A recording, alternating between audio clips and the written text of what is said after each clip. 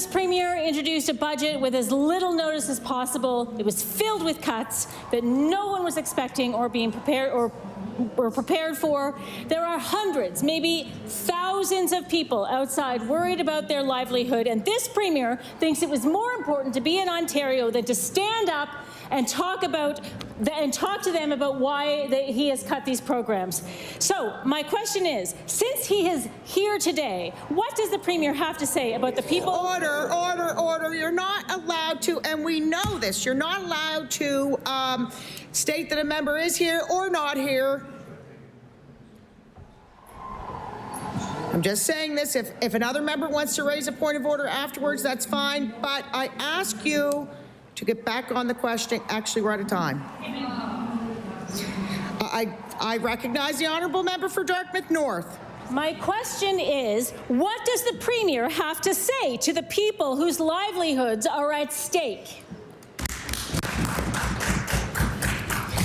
I recognize the Honourable Minister of Growth and Development. Thank you very much, Madam Speaker, and I could not be prouder of the leadership of this Premier to advance the interests of this province, to advance the economic opportunities for Nova Scotians, Madam Speaker. We are at the table, we're part of the discussions, Madam Speaker. People around the world see Nova Scotia as a beacon of opportunity. We have the people, we have the talent, we have the natural resources. We are moving this province forward, Madam Speaker.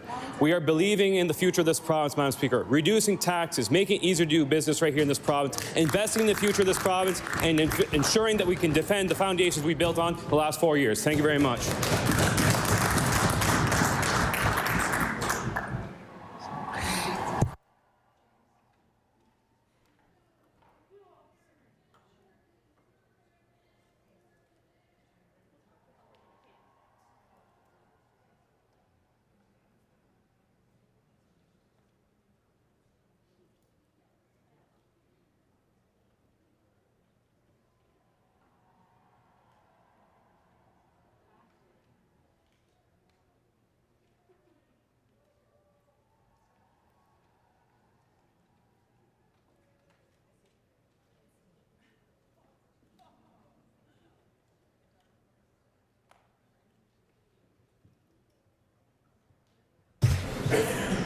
Recognize the honourable member for Dartmouth North. Thank you, Madam Speaker. It is unbelievable that there are thousands of people on the streets literally concerned about the livelihood, how they're going to put food on the table, and this Premier will not get up to answer my question, but some other minister who actually has not much to do with this conversation decides to get up and answer for him. So my question is this.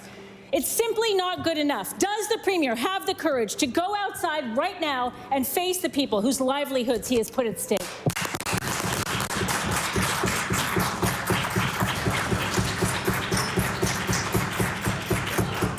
I recognize the Honourable Minister of Growth and Development. Madam Speaker, this Premier has the courage to move this province forward every single day, Madam Speaker. He shows up to advance the best interests of this province, to build on the foundations that we've developed over the last 4 years, increase investments in housing, increase investments in affordability, increase investments in healthcare, Madam Speaker, decreasing taxes, which the NDP opposed. Every single affordability measure that we brought forward to this floor of this legislature, they go against it, Madam Speaker. And the leader of the NDP won't stand up and say, I will not reduce taxes, Madam Speaker. Which side is she on? Nova Scotia side or the NDP side?